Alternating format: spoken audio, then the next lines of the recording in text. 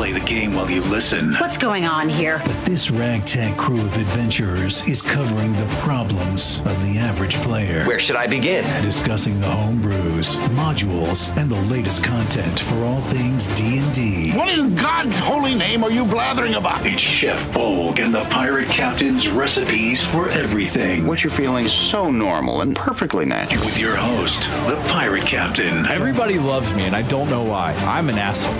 I really am. The Pirate Captain is a dick. Chef Bolgg. Let me take a couple steps back so I can, really get this point across. It's bullshit! And Loc the Bard. Instead of making a deal with Cthulhu or, the greater devil, you found an imp who was willing to give you dark vision in exchange for a gallon of blood. With a little mayhem, mischief, and a bit of bardic charisma, it's time for the show.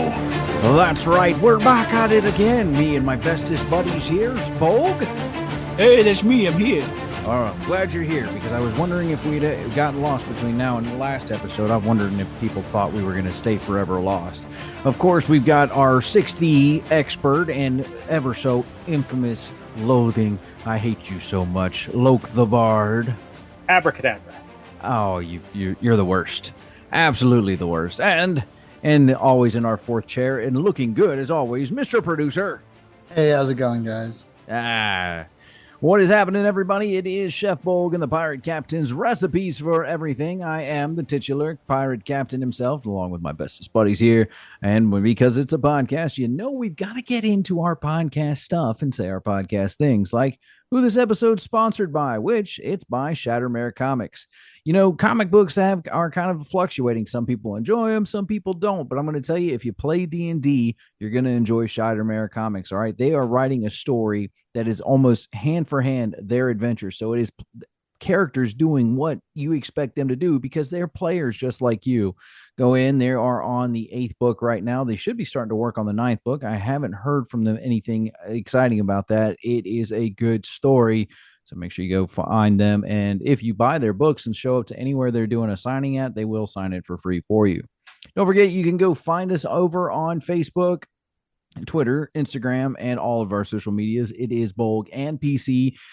Just everywhere you look. We don't add Loc the Bard because he's just not flavorful. That's the way it goes. So we have him. We would just be too popular and you couldn't stand it. That is not the issue. I think we'd have like a hashtag Me Too lawsuit on our hands with that.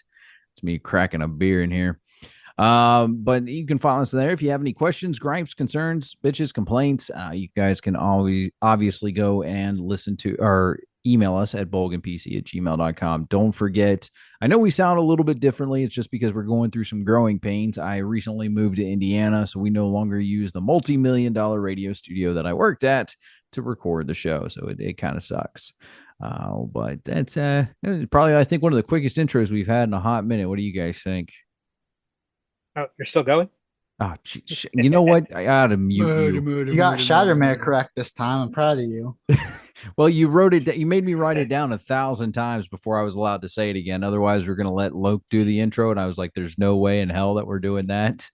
I can do the intro. Welcome to Chef Bolgg and the Pirate Person's recipes for some things. Bolgg, we've been friends for years. I'm the captain. What's a captain? Okay. So it's the person in charge of the ship. So help me if you ask, what is a ship? Oh, God. You with the pants? Yeah, see, this is why we don't let you do I ship you and Bolgg. You would be the guy that ships us both, wouldn't you? You're off the ship. Gosh, I don't even know why we invited you. No pirate captain don't know Yamate. You taught him Japanese, but you couldn't teach him what a captain of the boat is. Nothing? No? Nothing from the peanut gallery? Fine. Some days you guys drive me insane. Just insane? Just insane. If I let you drive me anywhere else, I'd be in trouble. Well, let's go ahead and get into today's topics. There's a lot going on with the 6th edition. We didn't get to actually talk about everything that we wanted to talk about in the last episode, which was pretty much the spellcasters. And they have done some really good stuff coming up in the D&D, and we're calling it 6th edition. They're trying to call it D&D 1, like it's actually no. They've gotten rid of the D&D 1. They did. It is just 5e going forward. Okay, it's still D&D 6th edition with no distinguishing features to tell the difference between the 5e 2014 and the 5e 2024. Yeah, So you will have to make your own distinguishing feature to say we are using the 2024 rules or we're using the 2014 rules. we're calling it 6th edition. I don't care. Yeah, Yeah, you would think they would do at least a 5.5 so that people could tell the difference, but no. Yeah, I don't know why they wouldn't. It's dumb. Come on, guys. Why don't you talk to the experts about naming things? I mean, look at the awesome name for this podcast, and Chef Bolgg and the Pirate Captain's recipes for everything with Mr. Producer. Yeah, see, it's perfect. It rolls right off the tongue. Featuring. Nobody's featuring anything. You're featuring in the corner where you belong. But I think with the like trying to call it DnD 1 was a dumb idea to begin with, but I think a lot of the features that they're bringing up into this new one are actually really good. Right before this episode, we were actually talking about the epic boons, and I remember you talking about them in a previous episode. We talked about how they were kind of like just lackluster, and then I looked into them, and now, and like you're saying, that these things have gotten like omnipotent, like where they are actually really good. Yeah, the most recent draft ones I like. Now, epic boons have always been part of D&D. It was just one of those things that was hidden. Jeremy Crawford even points it out in the video in their most recent discussions of these new releases. They've always been part of the DM manual as an option a DM could use to either reward their players with, or for post 20th level play. But it's one of those options that, because it was hidden in the DM manual, nobody ever used or took advantage of. And now, they've kind of changed the way things are, where that's the automatic part of reaching 20th level is getting that epic boon. Yeah. The first couple drafts, like especially the very first play test that had them in it, they were like barely better than the first level feats. If better at all. Some of them were the exact same. Like they had one in there that was the exact same as tough. I think that they've actually definitely, I remember you talking about that in a previous episode. I remember you saying that, and I think that they've really done something really cool with these, and I'd like to see more unique ones and class specific things. Like ones for this one is just for the warlock only, because a lot of these a lot of the 20th levels will say you can choose one of your choice, which I do and don't like. So you gain the following benefits: ability score increase, choose your strength, or constitution score. The score is increased by 2 and its maximum is now 30. Epic boon feat, you gain the epic boon of irresistible offense or another epic boon feat of your choice. So I like that it gives you a choice to kind of help you with your play style, but there should be ones that are specific to your class. Like your class has something that makes it stand out. Otherwise, you're going to get into that issue that the reason I hate bards the most is because they're the be all do all, that they don't get a chance to actually nobody else gets to do what the bard does, versus the bard gets to do a little bit of what everybody else does. Yeah, and it's looking like right now epic boons are going to be that kind of that pool that anybody can dip into. Like they will have some that are themed where you can tell they are meant for a certain class, but it's one of those things where anybody can go ahead and grab that. Right, because the one I like the most right now, which I think is super cool, is the epic boon of dimensional travel. And it says your prerequisite has to be 20th level expert or mage group. All right, now I think, let's just that'd be rangers, rogues. Who's the third expert? Rangers, bards. Rangers, rogues, bards. You gotta be sorcerers, wizards, and warlocks. Why? So those 6 classes would all be able to take your favorite new. Yeah, great. Let's just give bards everything. It doesn't make a whole lot of sense to give those things dimensional travel unless it's like a subclass. Like if you have the arcane trickster version of a rogue, that would make sense. So here I go again. Oh my god, I think I'm gonna have to take something for this because this is annoying. I want to see something that makes it cool. What makes this ability cool is you get blink steps. Immediately after you take the attack action or the magic action, you can teleport up to 30 feet to an unoccupied space you can see. we're going to talk about actions here in a bit because some of these actions are actually I know you don't like them, but I think they're actually really cool. But there's something else though that comes even before that in the description that I don't know if you noticed. So I was going to get to that here in a second. You're talking about the ability score increase. So does that my question is that compounding on top of the other other ability and score increase that comes in, because it says you get to take both of those, if I'm reading that right? You get an increase in one of these 4 ability scores. However, to a maximum of 30, not a maximum of 20, which almost every other one has. Right. So if you go to level 30 and you take an epic boon at each level past 20, you then can increase your stats to 30. Yeah. But I mean, at anything beyond 20th level, we've talked about that, is like you're starting to get kind of like, I wouldn't say god tier, but you're definitely starting to kind of like put some there's a difference between you and just the average Joe Schmo walking across the street. So yeah, and in published material, there's not a lot of support for adventures beyond 20 is a lot of work for the DM, because you pretty much got to make up everything because it's not there for you.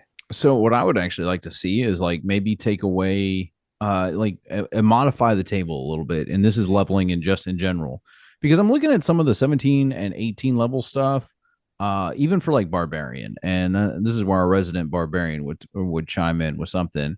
Rage resurgence at 17th level. Whenever you roll initiative, you regain 1 suspended use of rage. Really cool ability. I'm going to give you that one. But 18th level, the primal champion, you embody primal power. Strength and constitution scores increased by 2, and their maximum now is 22. All right, kind of lackluster for a level 18 ability. So why couldn't you honestly, starting at level 18, start handing out the epic boon feat versus kind of like taking those last 3 levels to kind of give you something like kind of reach out there, because some of the epic boons really are cool and are going to adjust how the game is played. Well, that's because they dropped Indomitable Might from 18th to 9th. And that's a giant drop. I mean, that means at 9th level, you cannot have an ability check of strength less than your strength score. Which a barbarian being a melee fighter, if you've got less than an 18 by 9th level, that's odd. That's an odd. Well, maybe I'm using my barbarian smarts. Yeah. I'm going to be an intelligent barbarian. Oh, you brute. I think it's pretty cool that they moved Indomitable Might around. Because go for it, Bob. I was going to say that they moved Indomitable Might, and then they moved Brutal Critical up to 11th, which now, instead of adding more dice, adds your barbarian level to critical damage, which in averages works out better, but it's certainly less fun than rolling a bunch of dice. But take it or leave it with that. Yeah. And we also, with our criticals, we use a multiplier rather than the by the book method of adding a single damage die extra. Right. So for us, it's less than a possible crit could be. But by the book, that is actually going to be a much bigger, because your D12 great axe or whatever, or is it 2d6? I'm blanking off the top. Either way, your great axe damage, a crit by the book is only going to be one extra up to one 12-sided die more damage, whereas this now you're adding a minimum of 9, and then it's going up from there. Well, I guess I think like Bolgg was saying is that you're actually going to get multiple over the long run. You're going to average out better crits, but depending upon how the player enjoys playing, it's going to be nice to actually have like a bunch of dice. Like when you roll a bunch of dice, you get that super high number. That feels amazing versus the other way. The other average, yeah. But what I really, really like the change that I really enjoy here is the primal knowledge. The barbarian gets something out of combat. Granted, they have to be raging for it to really have the effect you want, but you pick up an additional skill, and then you can use strength in place of other ability scores for acrobatics, intimidation, one of the ones we've been talking about. Why can't you use strength? Perception, stealth. Yes, because the loud yelling orc in the middle of the room is going to be quiet and stealthy. That's like ripping a fence post out and putting it to where it's going to give you, someplace to hide. I like giving the barbarian some out of combat features. So I like the idea behind it. I just don't like this. I don't like this execution of it.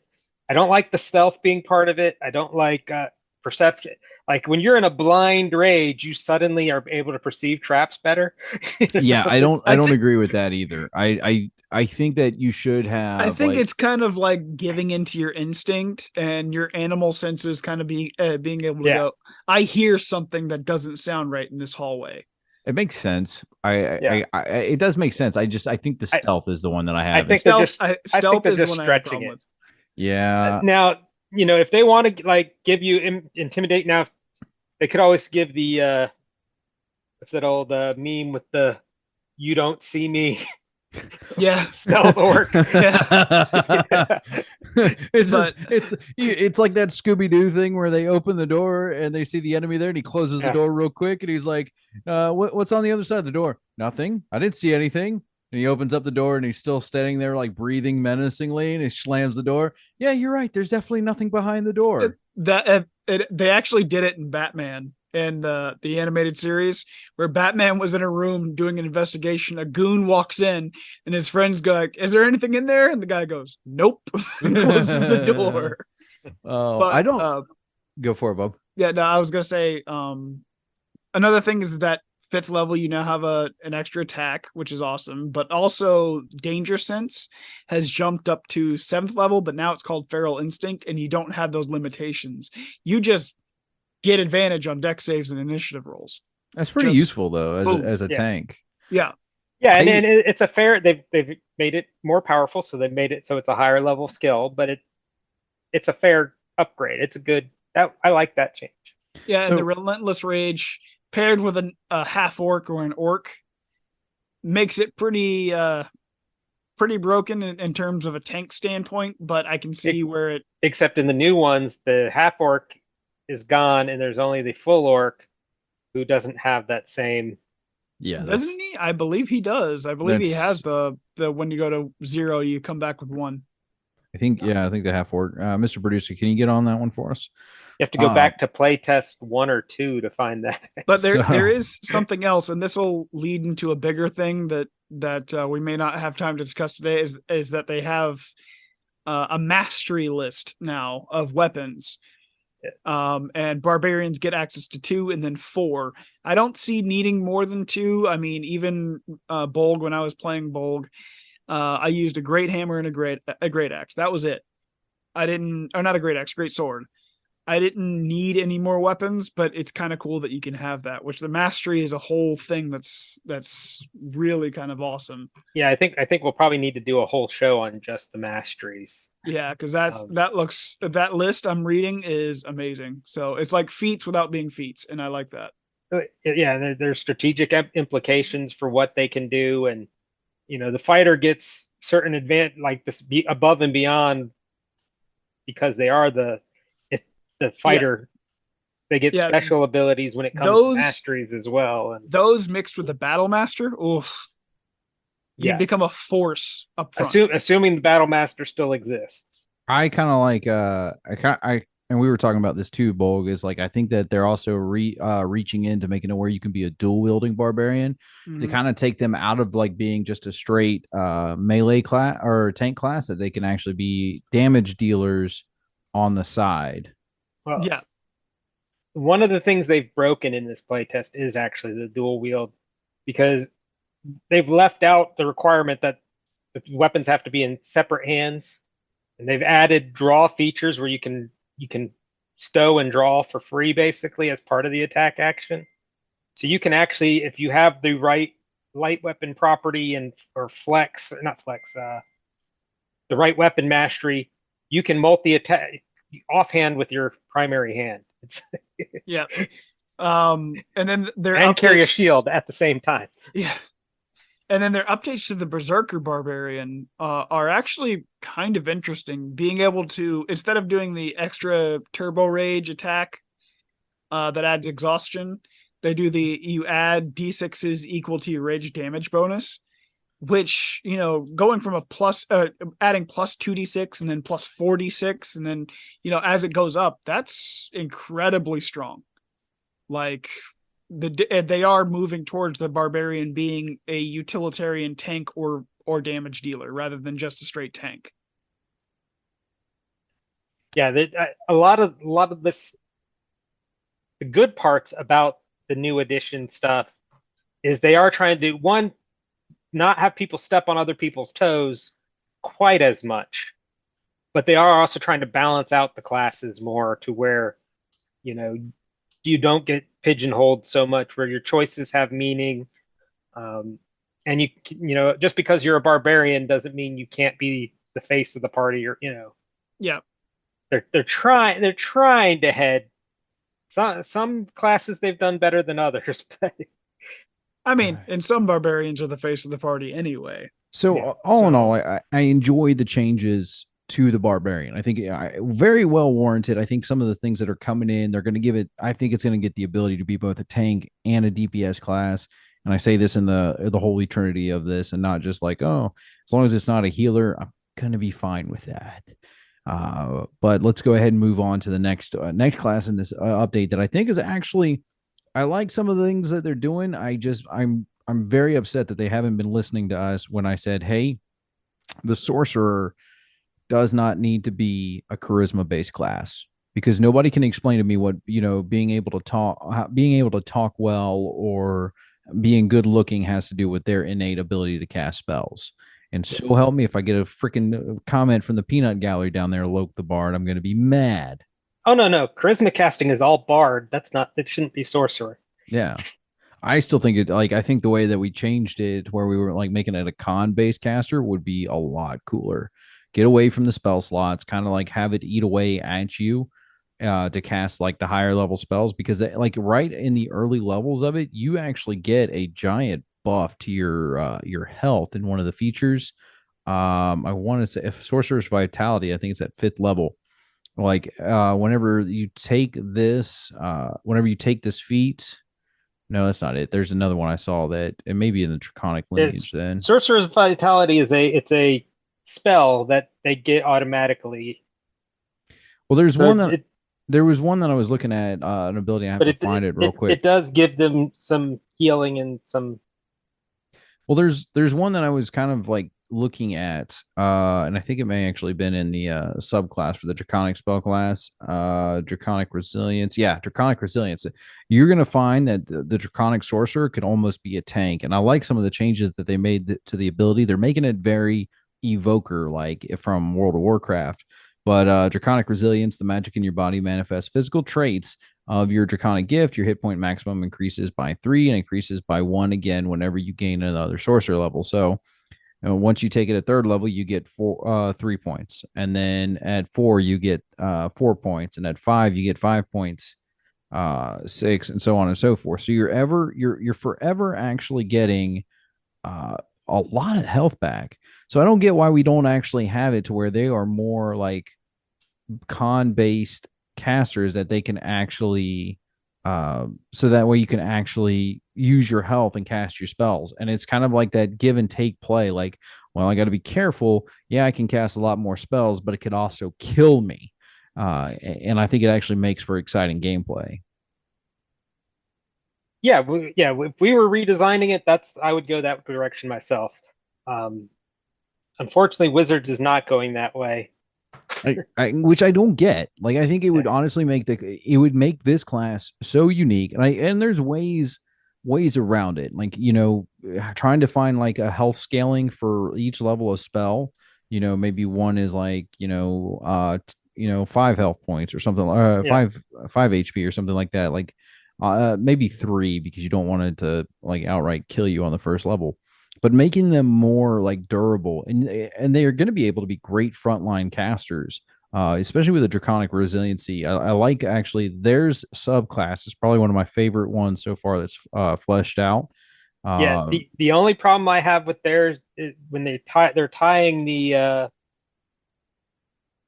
spells to the sorceress was it sorcerer's burst.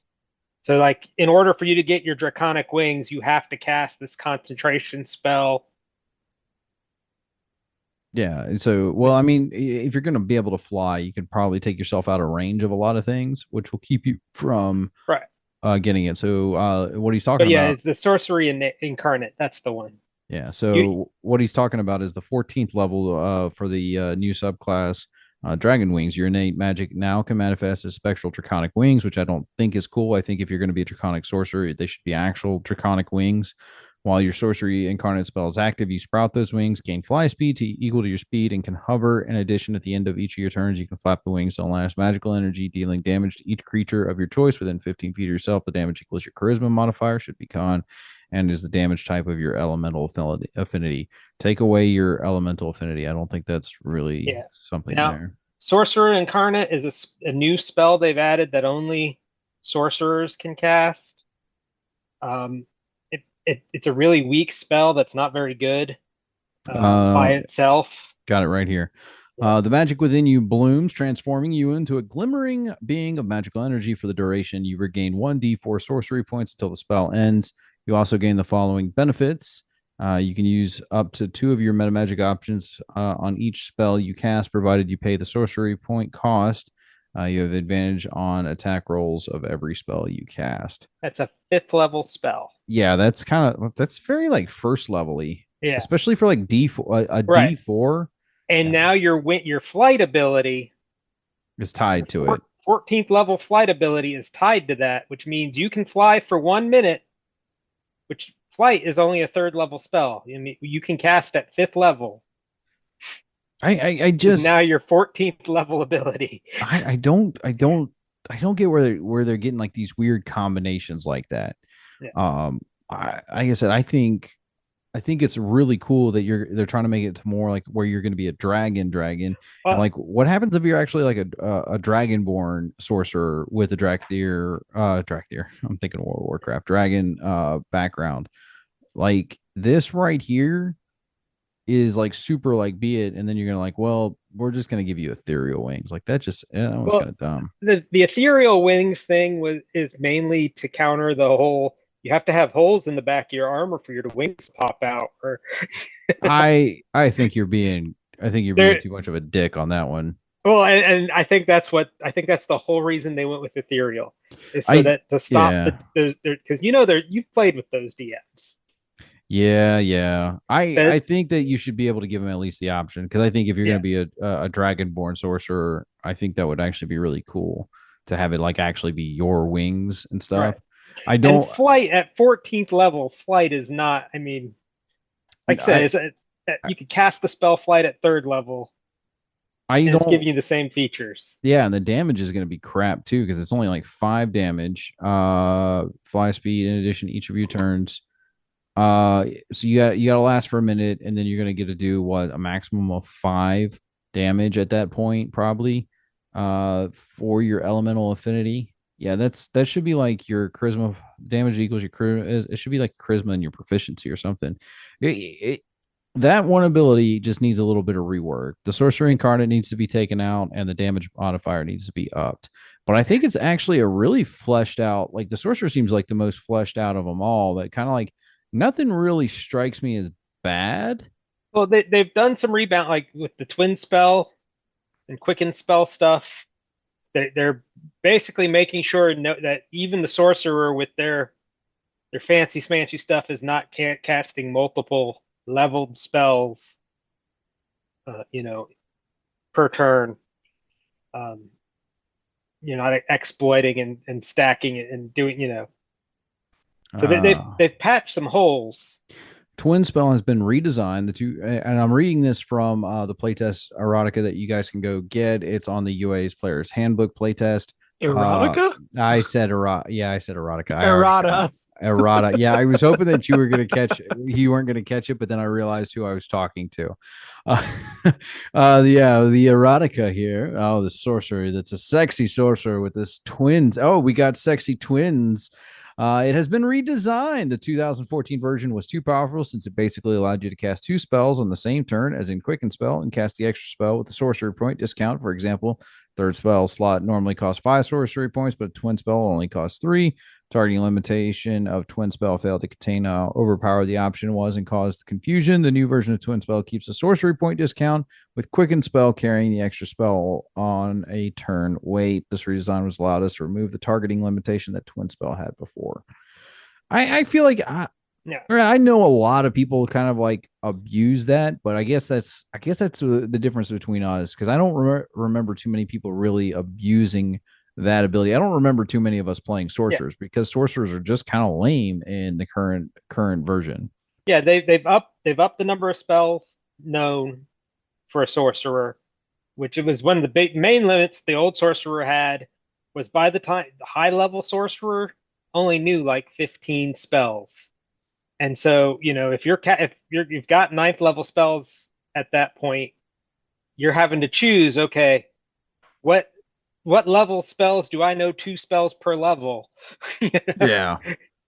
I tell you something I am excited. I like this. They're making the dragon sorcerers a lot more dragony. And not to go away from the twin spell and the changes, I just don't think there's like, it's a nice change, but I don't like, if somebody's playing to abuse that system, that's probably not somebody you want at your game. Like, play the game and enjoy it. Like, it's fun to have some of those moments, but yeah. I like Draconic Exhalation. Once per turn, when you cast Sorcerer's Burst, you can exhale it in a 15-foot cone rather than selecting a target within range. To cast a spell in this way, you must choose the damage type associated with your elemental affinity feature. When you do, you make a separate attack. That's really cool that it turns it modifies another existing spell. And says, and that's something that I enjoy. Hey, you have this ability, it changes this other ability and makes it more unique to the class versus something else. I also like the idea of them being able to like breathe a giant wall of fire or something like that. That's pretty cool. The only problem with that is that the Sorcerer's Burst spell is so bad. Yeah, I was looking at it earlier. It's relying on the exploding dice mechanic. Right. The odds of it actually having the exploding dice and doing extra damage is so little that it's not great. Sorcerer's Burst. You cast Sorcerer's Energy at one creature or object within range. Make a range attack roll against one target. On the hit, the target takes 1d6 damage. If you roll a 6 on a d6 for the spell, you can roll another d6 and add it to the damage. Whenever you cast a spell, the maximum number of these d6s you can add to the spell damage equals your spell. Okay, so first off, here's how I would fix this. Let me just start with that. I would take away. I would make it a 4. I would make it a 5 or 6 to add a d6, and I would also say that you can infinitely stack these things. 1 in 6 chance and stuff like that, because it's a cantrip. And it's mathematically, the odds of ever getting more to the point where you hit that 5d6 limit, it's almost mathematically impossible. Yeah. There's a reason Yahtzee is only played with 5 dice. Right. Yeah. See? And that's what, how often, has anybody ever gotten a Yahtzee on first roll? I didn't think so. And when the spell's damage is increased by 1d6 when you reach certain sorcerer levels, you could still add the d6. So now you get to do 2, and then if one goes on, well, then you just roll for that one. If you get them both, you get 2 6, 5 or 6s. Yeah. It just keeps going on. I think that's I think that's fair. I do like the Dragon Sorcerer ability that then takes that cantrip, which is a single target spell, it makes it a cone. And turns it an area of effect. I do like that. That's the one I was talking about. I think that's unique. It's just a shame that the cantrip by itself is so bad that the only people who will ever use that cantrip are the Draconic Sorcerers. Yeah. And even like, I don't know. I was hoping that they were going to have like wild magic in here and kind of mess around with that a little bit more. That would have been awesome to see what they were going to do with wild magic. They need to update the wild magic table, because the wild magic table was very lackluster. And I think that with wild magic, you roll 2d20s. All right, for every attack you make or anything you do with magic, you roll a d20. Doesn't matter if it's you're casting on yourself, you're casting on somebody. All right, if you're casting against like an army, an enemy, and you're trying to beat their modifier, then you're rolling 2d20. If you're just casting fireball, or they've got to make the save, you roll a d20, and that 20 corresponds with the wild magic table because it's wild magic. Excuse me. Choking. Choke harder. Choking up over the wild magic. It's one of those things that the randomness of it, for it to work thematically, makes it very difficult for it to work long term in a party. Wild mages are great for one shots. Statistically speaking, if you have somebody who has a percentage chance that they're going to kill the party, spread over the length of a campaign, eventually that die roll, whatever that die roll to kill the party is eventually going to come up. So that, I think, is why they nerfed it so much in this edition. I think the worst one in the entire thing is to drop a fireball centered on yourself. I think that's the worst in the current version. But it's so much fun. You never know. You know, in old versions, there were all kinds of, I mean, you could basically summon demons and T-mats and all kinds of crazy stuff could happen with wild magic. Yeah, guys, I'm here to help. Please don't cast a spell. Please don't do anything. Don't worry, I got this. Opens up a portal and it just summons more of the army that was invading. Yeah. But yeah, Pirate Captain, that's you being the pillar of, chaos. Yeah, because chaos is fun. You're just gonna let me. You're gonna let me in there. You're not gonna add on. I mean, there's nothing else to add on. And we don't know what they're chaos. We don't know what they're gonna do with the wild mage because it's not in this playtest. But looking at things, we could infer that the way they are using the sorceress burst and the what's the other one on here? The sorcery incarnate and there's like 3 or 4 that are sorcery specific spells that are not on their arcane spell list. Only sorcerers get those spells. You can't get them with magic initiate. You can't get them. I still think that feat needs to go away. Yeah, but so only sorcerers can get these spells, and then they've got these tie-in abilities. I would not be surprised if their tie-in abilities that I wouldn't be surprised if they go more where they're doing random damage type, and maybe one of those random damage types is that it'll heal your enemies instead of hurting them.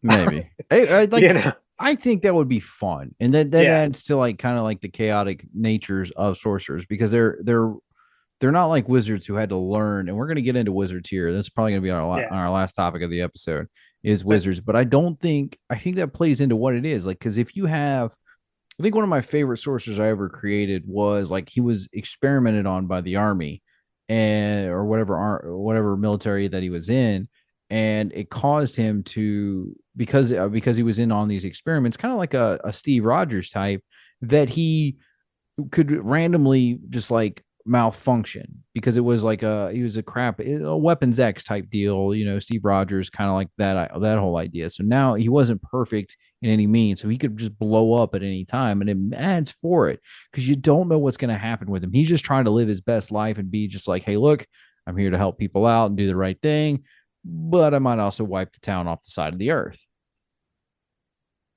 Yeah, and like I said, for stories where you have that creative control, that's really a good and interesting way to do things. It's very in one shots where the odds of you actually blowing up and killing the whole party are low enough. It's a lot of fun. Right. If you're one of these groups that play every week for 2 to 3 years in a campaign, eventually you're going to blow them up at some point during that 2 to 3 years. Think about the narrative options that you can go within that. Like, let's say you accidentally, like, you're trying to, you as the DM, you're sitting there watching your party and they're escorting a high level escort. Let's say that they've got a princess with them. All right. And this is like one of the most important things that they have got to do right now. and they're attacked by bandits. And the sorcerer, like, he goes to cast a spell. He's just trying to do the right thing and help the party out, and he accidentally blows up the princess, not meaning to. Now think about the narrative options that you can go with right there as a DM. From now, you get to say either the king's after you, all right, or your friends are even after you. They're turning against you because you killed the princess. Maybe it was their princess. Maybe it was this was the payday to get them out of in trouble and stuff like that. Or maybe now you've got to turn the mission into, now you've got to go revive the princess. Wild magic, I think, is underutilized in the storytelling aspect, especially for DMs. That is honestly your best friend. And even as a player, if you have narrative issues, like you just don't know how to create a great story, I think that the Wild Magic Sorcerer is a great start with, because, like I said, you can think of Weapon X, the Super Soldier Serum. I'm not sure a whole lot on the DC universe of like anything that's been experimented on in there. Maybe Project Cadmus, but you have these ideas that these are people over Dark Horse. Dark Horse comics too. You can think about Hellboy. All right, so you have this band of misfits, and you were let out to go be a part of the world, and you could single-handedly just burn it down. Yeah, but you could also TPK your entire party and end your campaign, end the story completely with the TPK by wiping it, especially at a low level. You do that even with the way it is in the 5e, as weak as it is. I think you drop that fireball on your first mission or your second mission, centered on yourself, your whole party's within 30 feet of you, you just wipe the whole party. They're not going to survive that fireball. So that's where you come in as a DM, and you can actually, maybe nerf the damage a little bit, like kind of keep them alive. I think, and then make the bad guys that you were throwing the fireball at run away. Maybe you actually, the damage was so great that the whole area, everybody wakes up. They are beaten, battered, and bruised. Nobody knew what happened. The sorcerer lay at the center of a blast zone. Everybody is looking around to see. The barbarian asks if everybody's all right. The pirate stands up begrudgingly, looking for a glass of ale, and the producer produces things. The bard tragically died of his own volition. He tried saving the party, but he just died. See, there's plenty of themes right there that we get to go into, and it makes great storytelling. I think this is that's where it is. Except as a DM, normally I have a story mapped out. Okay, how many times? How often does it change? And things like that derail the entire story, make you go back to the drawing board again. How often do you end up having to change things on the fly? Oh, on the fly, little things you change on the fly all the time.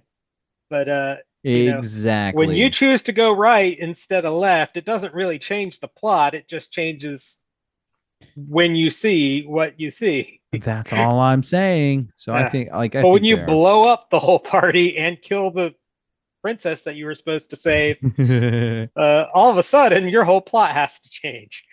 I see it as a win-win. Yeah. This is totally a win because you killed the bard in the process, and everybody else is happy. Yeah, and like I said, we're still just making predictions since they've not released the new version of the Wild Mage. Aren't they supposed? And you said that they're supposed to be doing three subclasses for this initial phase. Oh, I believe the new Player's Handbook, when it comes out next year, will have 4 subclasses for each and every class. Which means the wizard and the clerics will have less subclasses, but some of the subclasses will have more. Which is actually a big change coming in for this next class that we're getting ready to talk about. Because the wizard, I think, always had too many classes. And then towards the end of 5e, did they start, making wizards more unique in what they did? Because you had, every school had its own thing. And so you wanted to be and shout out to the abjuration wizards out there. One of my favorite spells are the abjurations, being the guy that kind of buffs in the background. Really cool, really underutilized class because everybody wanted to play the Evoc wizard because you could spell sculpt, and so you didn't have to worry about killing your friends. It's okay if you're the wizard and you kill your friends, with a fireball. But if you do it as a sorcerer, now you're the bad guy. Actually, before we move on to wizard, did you notice the changed careful spell? The sorcerer, no, I didn't. yeah. Hold on, let me pull it up. It used to, the old version would basically reduce the damage by half if you failed the savings throw or whatever. But now it basically works like an evoc. Oh, that's pretty spell good. That where you're see, so I'm wild magic and I always cast carefully so I don't end up blowing up my friends.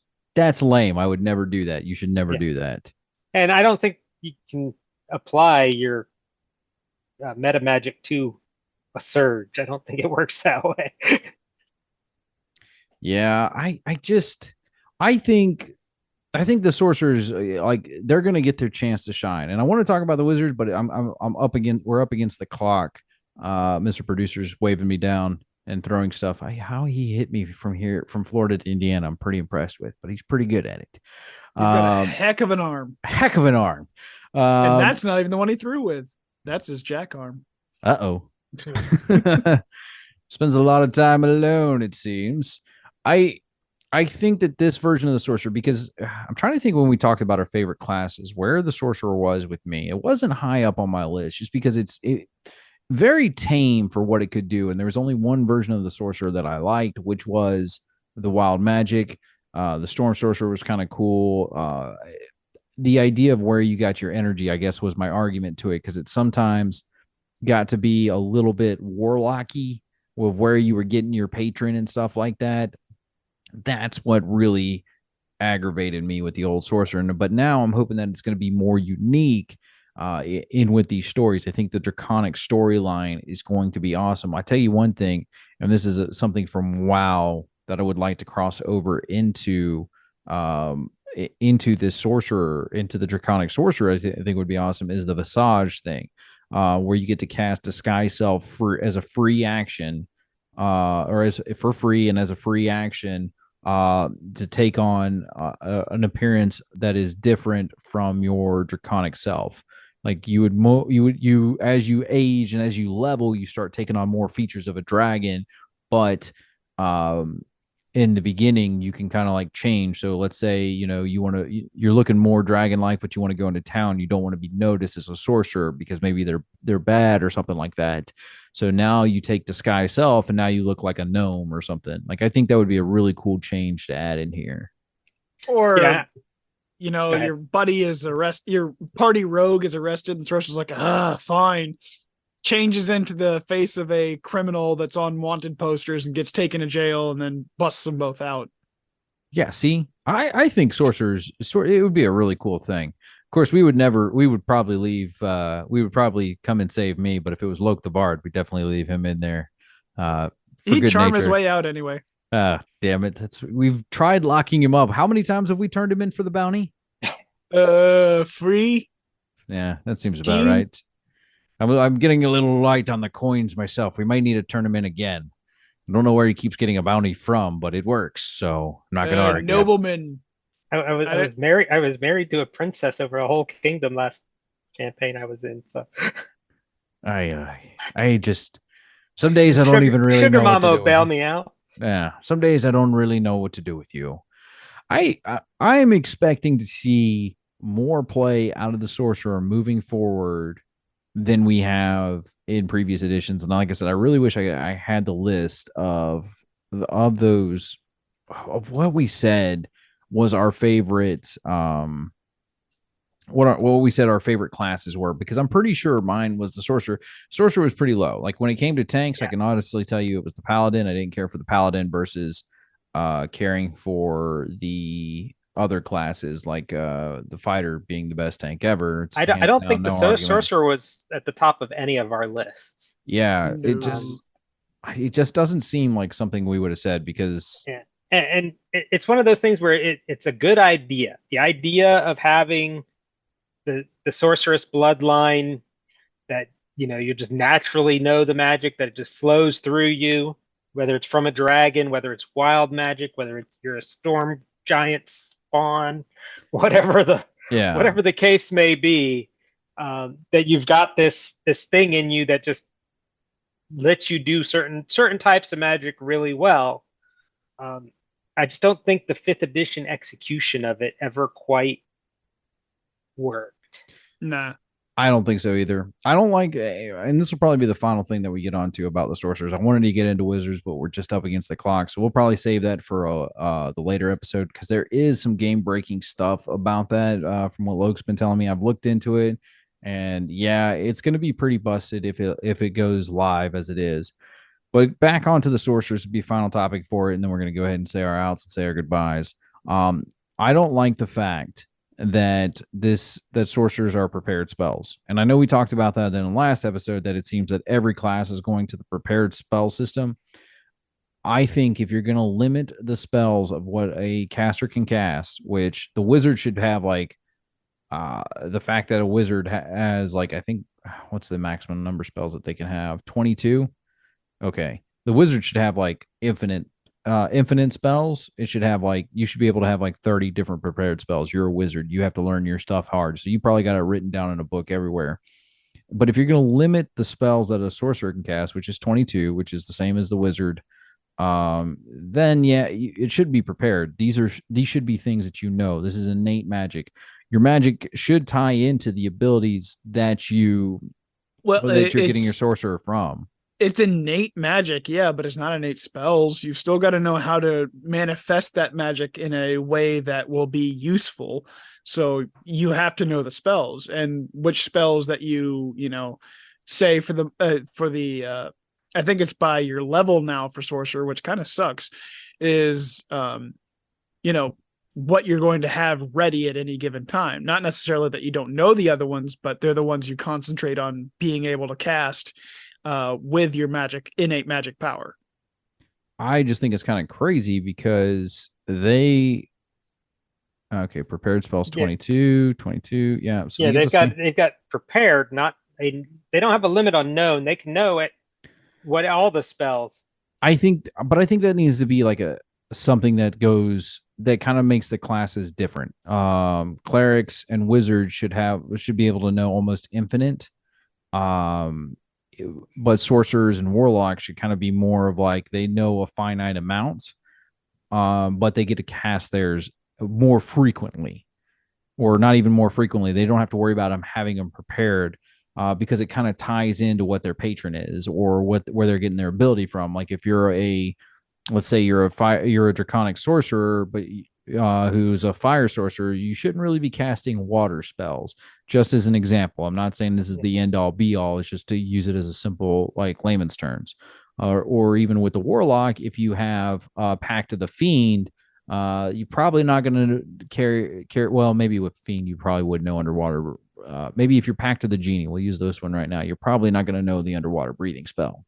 Like, it just the kind of like theme into it. And I'm just trying to make classes unique and give them that like thematic essence about them. I do agree with like bards having to prepare spells now. I mean, yes. Oh my God. As a musician myself, I remember the music I played in high school, but probably not rote memory. I'd have to look at the sheet music again. Then it'd come back. So it makes sense that you'd be able to change those prepared spells in and out because it's prepared music in and out. Let's just knock bards to the ground.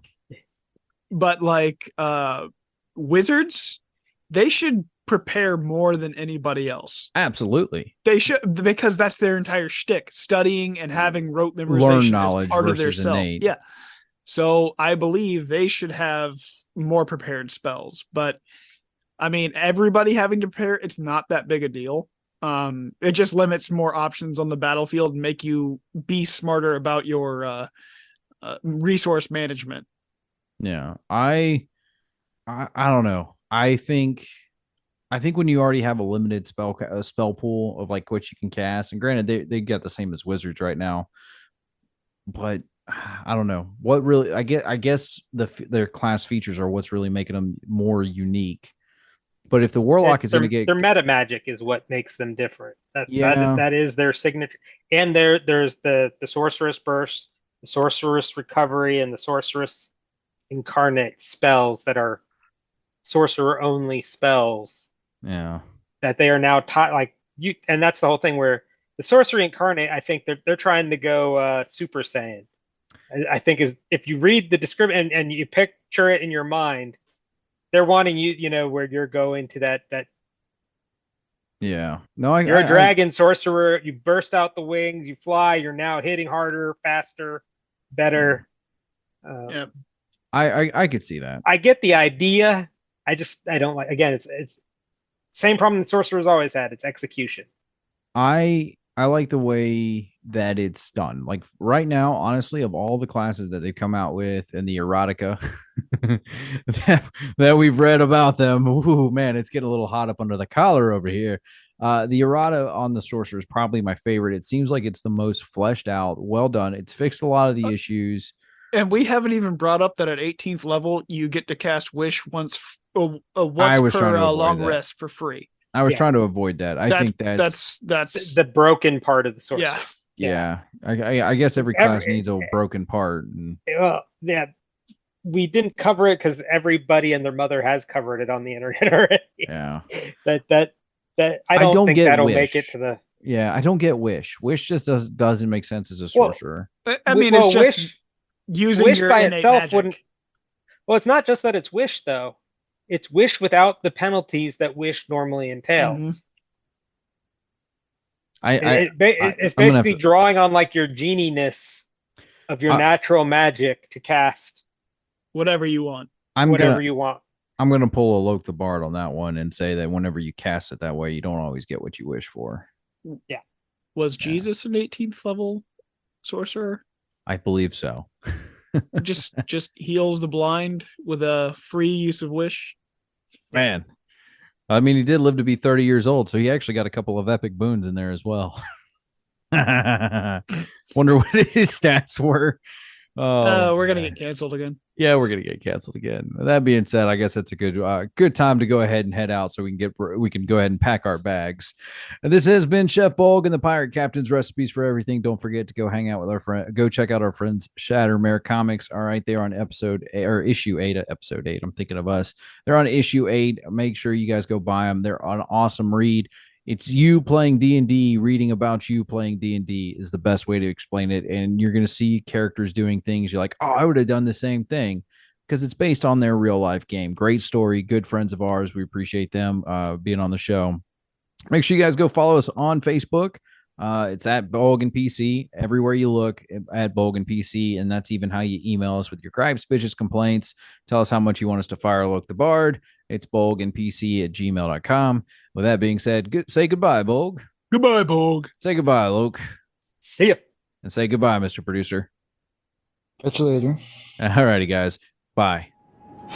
You've been listening to Chef Bolgg and the Pirate Captain's Recipes for Everything, featuring Loc the Bard. Like, follow, subscribe, and share this podcast. You can also find them on Facebook, Twitter, and YouTube. Just search for Chef Bolgg and the Pirate Captain's Recipes for Everything. Questions, comments, and mutiny requests can be sent to bolgandpc@gmail.com. And as always, happy adventures.